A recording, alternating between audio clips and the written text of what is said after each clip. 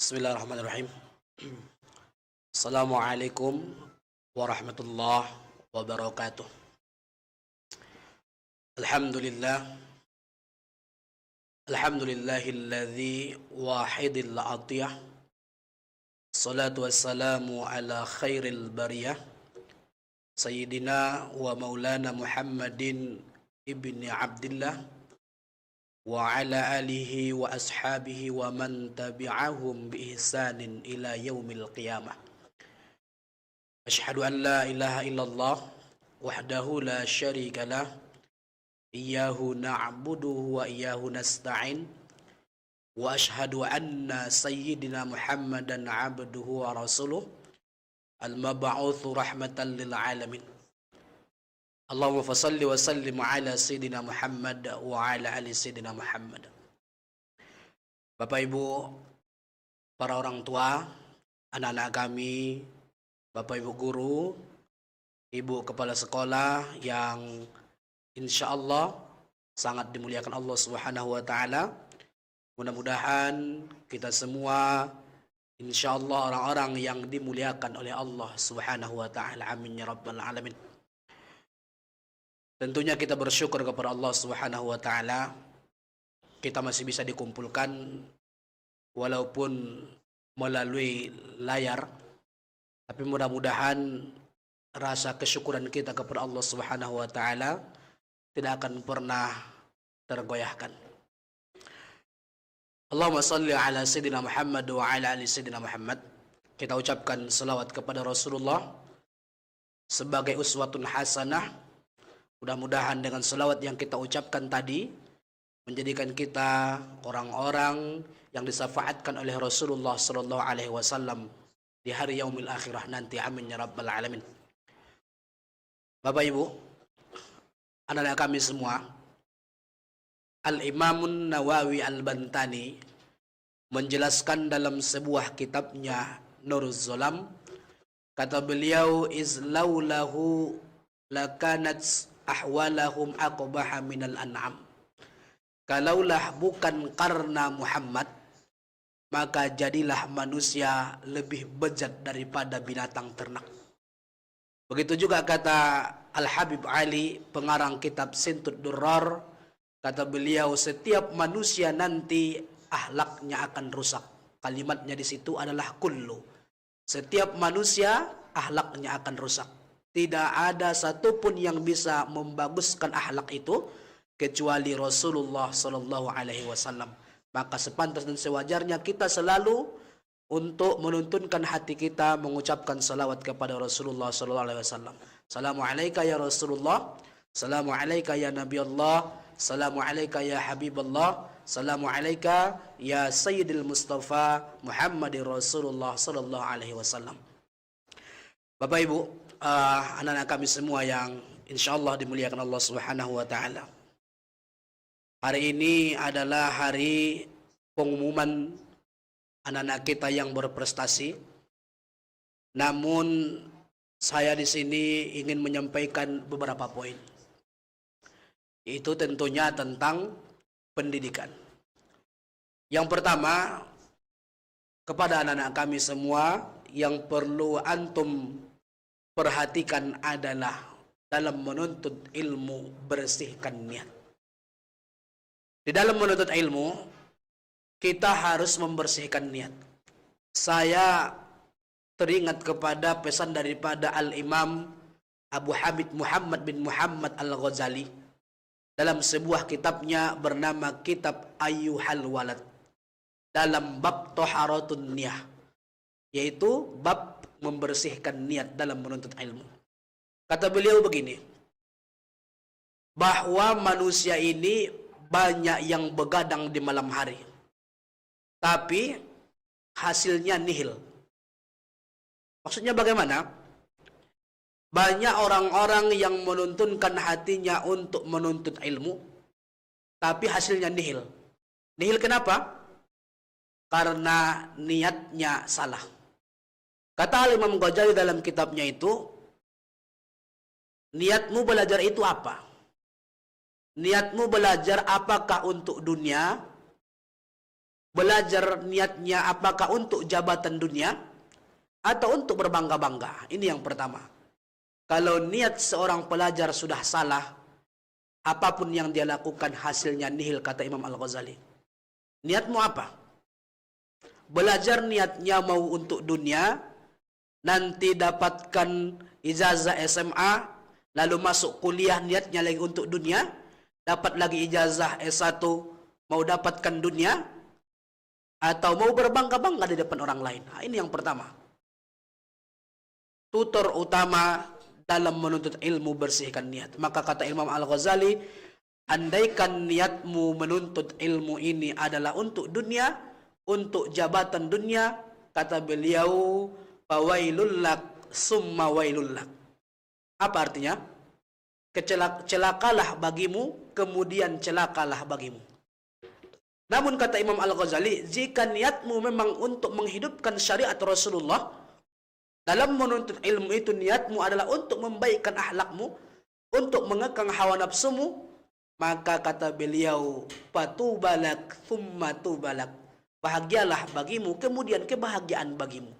Nah, ini yang pertama. Anda semua, Bapak Ibu yang dimuliakan Allah Subhanahu wa taala, poin yang pertama adalah dalam menuntut ilmu, bersihkan niat. Yang kedua, poin yang kedua, kata Imam Asy-Syafi'i, bersabarlah dalam kepahitan dalam menuntut ilmu. Bersabarlah kepahitan dalam menuntut ilmu. Kata Imam Asy-Syafi'i begini, orang yang menuntut ilmu lalu tidak sabar dengan pahitnya menuntut ilmu, maka rasakanlah kebodohan selama-lamanya. Maksudnya bagaimana? Ketika guru memberikan tugas di rumah, ketika guru memberikan pelajaran untuk dikerjakan, lalu dia tidak sabar, tidak tahan dengan pahitnya belajar tersebut, maka kata Imam Asy-Syafi'i, rasakanlah kebodohan selama-lamanya. Kenapa? Karena tidak tahan pahitnya belajar tadi, sampai ada rasa ingin berhenti belajar, sampai ada rasa ingin berhenti menuntut ilmu, karena dia tidak tahan pahitnya menuntut ilmu tersebut. Maka kata Imam Asy-Syafi'i tadi, jikalau engkau tidak tahan pahitnya menuntut ilmu, maka rasakanlah kebodohan selama-lamanya. Ini yang kedua. Adapun poin yang ketiga, yang perlu Ananda ketahui dalam menuntut ilmu adalah jaga adab kepada guru. Nah, jaga adab kepada guru. Al-Imam Ibrahim Az-Zarnuzi, beliau banyak sekali menjelaskan dalam bukunya Ta'lim Muta'alim tentang adab murid kepada guru. Kenapa? Karena dikhawatirkan seorang murid yang tidak punya adab kepada guru mendapatkan 3 bala. Apa dia? Dalam hadis Rasulullah SAW dijelaskan ada 3 bala kepada anak-anak atau siswa, bahkan murid yang tidak punya adab kepada gurunya. Apa itu? Yang pertama, dokorizkuhu, sempit rezekinya. Allah sempitkan rezeki siswa atau murid yang suka durhaka kepada gurunya. Yang kedua, hilang ilmunya. Ketika dia belajar dapat A karena adabnya kurang kepada guru, akhirnya Allah hilangkan. Dapat B, hilang C. Dapat C, hilang D. Itu azab yang Allah berikan kepada orang-orang yang tidak punya adab kepada guru tadi. Yang ketiga, azabnya adalah mati. Ketika dia mati, imannya tidak dianggap oleh Allah Subhanahu wa taala. Mati dalam ketiadaan iman. Ini azab kepada siswa yang tidak punya adab kepada gurunya. Saya teringat bagaimana Luqmanul Hakim datang kepada seorang guru mengantarkan anaknya. Lalu ketika beliau datang untuk menjenguk anaknya ke sekolah itu, dia lihat anaknya mengambil air wudhu di samping kanan gurunya. Di samping kanan guru dari anaknya tersebut. Lalu dia melihat anaknya tidak mengambilkan air wudhu kepada gurunya. Dia panggil anaknya. Apa kata Luqmanul Hakim? Wahai Ananda, datanglah ke sini. Ketika itu Luqmanul Hakim marah kepada anaknya. Marah kenapa? Karena dia lihat anaknya tidak mengambilkan air wudhu kepada gurunya. Begitulah seharusnya perhatian orang tua kepada anak supaya dia beradab kepada guru. Nah, lalu apa yang terjadi? Setelah itu anaknya Luqmanul Hakim mengambilkan air wudhu untuk gurunya. Bahkan ketika anaknya Luqmanul Hakim belajar dengan guru tersebut dan dia melihat hujan turun, anak guru tersebut bermain di bawah hujan. Lalu apa yang terjadi? Anaknya Luqmanul Hakim berdiri dan dia menatap kepada anak gurunya sambil mendengarkan penjelasan dari gurunya tersebut. Apa kata gurunya? Wahai Ananda, kenapa engkau berdiri? Lalu kata anak Luqmanul Hakim, wahai guru, aku melihat anakmu bermain di bawah hujan. Aku takut anakmu sakit. Begini, saking adabnya kepada guru, bahkan anak guru pun dihargainya. Ini seharusnya seorang siswa, seorang murid adab kepada guru, jangankan gurunya, anak guru pun seharusnya wajib dihargai oleh seorang murid. Kalau tidak, akan mendapatkan azab yang kami jelaskan di atas tadi. 3 azab kepada murid yang durhaka kepada guru, yaitu sempit rezekinya, hilang ilmunya, bahkan mati imannya tidak dianggap oleh Allah Subhanahu wa taala. Seterusnya Ananda dan Bapak Ibu yang dimuliakan Allah Subhanahu wa taala, yang keempat, poin yang keempat, yaitu adalah belajarlah dari ulama-ulama terdahulu seperti Imam Asy-Syafi'i, seperti Imam Al-Bukhari, seperti Imam Hanafi, seperti Imam Hambali, bahkan Imam Al-Maliki. Kita lihat bagaimana Imam Asy-Syafi'i ketika gurunya berkata, ilmuku sudah habis, silahkan pergi merantau, cari ilmu sebanyak-banyaknya. Imam Asy-Syafi'i bersiap-siap dan dia izin kepada ibundanya untuk pergi menuntut ilmu ke tempatnya Imam Al-Maliki, gurunya. Apa yang terjadi? Tidak perlu lama-lama, sebentar saja Imam Asy-Syafi'i sudah menguasai ilmu yang dimiliki oleh Imam Al-Maliki. Lalu apa yang terjadi? Imam Asy-Syafi'i melanjutkan perjalanannya ke kota Irak. Lalu apa yang terjadi? Beliau juga dijadikan seorang guru di sana, menjadi ulama terkenal. Dan murid-muridnya menjadi penceramah ke seluruh dunia. Bahkan ada satu muridnya yang pergi berdakwah ke kota Makkah. Kebetulan ibunya Imam Asy-Syafi'i melakukan haji setiap tahun. Lalu dia mendengarkan ceramah dari seorang ulama di dalam masjid. Dan ulama itu selalu mengucapkan nama Imam Asy-Syafi'i. Tentu ibunya Imam Asy-Syafi'i heran. Yang dimaksudnya Asy-Syafi'i yang mana? Muhammad Taqiyuddin Idris yang mana? Taqiyuddin Idris Asy-Syafi'i yang mana? Akhirnya ibunya Imam Asy-Syafi'i mendatangi ulama tadi. Dan dia berkata, yang engkau maksud Muhammad Idris Asy-Syafi'i yang mana? Itu adalah guruku yang mengajariku sehingga aku bisa sampai seperti ini. Dia orang mana?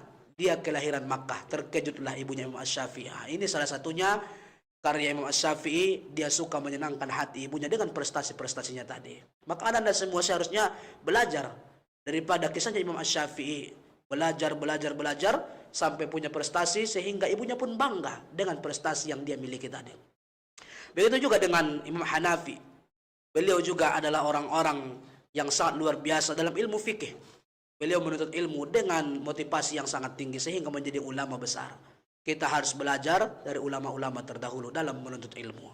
Ini poin yang keempat. Kita lihat lagi seterusnya. Poin yang kelima, kepada Anda semua, dalam menuntut ilmu, jauhkanlah sesuatu hal, suatu perkara yang menjauhkanmu untuk menuntut ilmu. Jauhkanlah darimu satu perkara yang menghalangimu menuntut ilmu. Contohnya apa? Contohnya adalah pacaran. Ini adalah satu hal yang menghalangimu untuk menuntut ilmu. Katanya Ustaz, kan pacaran syar'i. Tidak ada pacaran syar'i dalam Islam. Kan melalui WA. Ia melalui WA Pertama-tama melalui WA, akhirnya bertemu. Ini yang menjadi masalah. Penghalang dalam Islam. Penghalang dalam menuntut ilmu. Makanya ketika engkau berduaan dengan orang-orang yang tidak dimuhrimkan kepadamu, orang-orang yang tidak dihalalkan untukmu, maka disitulah akan timbul rasa was-was yang diberikan oleh syaitan sehingga engkau akan berbuat zina tadi. Maka itu adalah satu penghalang bagi Ananda ketika dalam menuntut ilmu. Maka jauhkanlah hal tersebut. Seperti tadi adalah berduaan dengan orang-orang yang tidak dihalalkan bagi kita. Ini adalah penghalang. Anda semua, kita lihat poin yang terakhir. Poin yang terakhir kepada Anda semua dalam menuntut ilmu adalah senangkanlah hati orang tua. Kata Al-Imam Umar bin Ahmad Al-Barja'i dalam kitabnya Halaqul Banin. Kata beliau, lihatlah bagaimana orang tuamu mendidikmu dengan usaha yang luar biasa. Dia pergi pagi, pulang sore. Bahkan ada yang pergi pagi, pulang pagi lagi. Untuk mencari nafkah, yaitu untuk bekal-bekalmu menuntut ilmu. Lalu kata Imam Ahmad Al-Barja'i, setelah engkau tahu bagaimana susah payahnya, jerih payahnya kedua orang tuamu mencari bekal untukmu, untuk bekal menuntut ilmu, engkau tidak dituntut untuk membayarnya. Ini. Engkau nggak dituntut untuk membayarnya. Andaikan engkau diminta waktu, bayar waktu, selama ibumu mengasuhmu, selama ibumu menyusuimu, selama 18 tahun, 16 tahun, atau 15 tahun ini, diminta 1 detik bayar 2.000 rupiah. Apakah engkau sanggup membayarnya? Tidak sanggup. Tapi kata Imam Umar bin Ahmad Al-Barja'i, engkau tidak ditakdirkan untuk membayar jasa kedua orang tuamu. Engkau hanya diminta senangkan hati mereka. Senangkan hati apa? Dengan cara apa menyenangkannya? Dengan prestasi tadi. Dengan prestasi, belajar dengan baik. Tuntutlah ilmu kita supaya kita dapat prestasi yang baik. Ketika belum dapat prestasi, terus berjuang, jangan putus asa. Sehingga sampai orang tua kita bangga dengan kita. Maka senangkan hati orang tua. Membuat hati orang tua terluka adalah salah satu cara kita durhaka kepada orang tua. Durhaka terbesar. Ketika engkau pergi dari sekolah, tiba-tiba engkau berhenti di satu kedai, tidak sampai ke sekolah, maka ini adalah salah satu durhaka terbesar kepada orang tua. Ini melukai hati orang tua. Sedikit pun engkau lukai hati orang tua, jangan harap bau surga tidak engkau dapatkan. Kata Nabi SAW, jangankan masuk ke dalam surga, baunya pun enggak kau dapatkan. Hajimu 10 kali, bahkan ilmumu banyak, hafal Quranmu banyak, 30 juz. Andaikan Al-Quran itu 60 juz, engkau hafal semua. Tapi kata Nabi, jika sedikit engkau lukai hati orang tuamu, jangan harap masuk ke dalam surga. Jangankan masuk, mencium baunya pun tidak bisa, kata Nabi. Nah, ini yang perlu antum lakukan. Jauhkanlah perkara yang melukai hati orang tua. Senangkan hati orang tua. Mungkin ini yang dapat saya sampaikan. Kurang lebih saya minta maaf. Allahumma afi ila qawmit thoriq. Ihdinas siratal mustaqim. Assalamualaikum warahmatullahi wabarakatuh.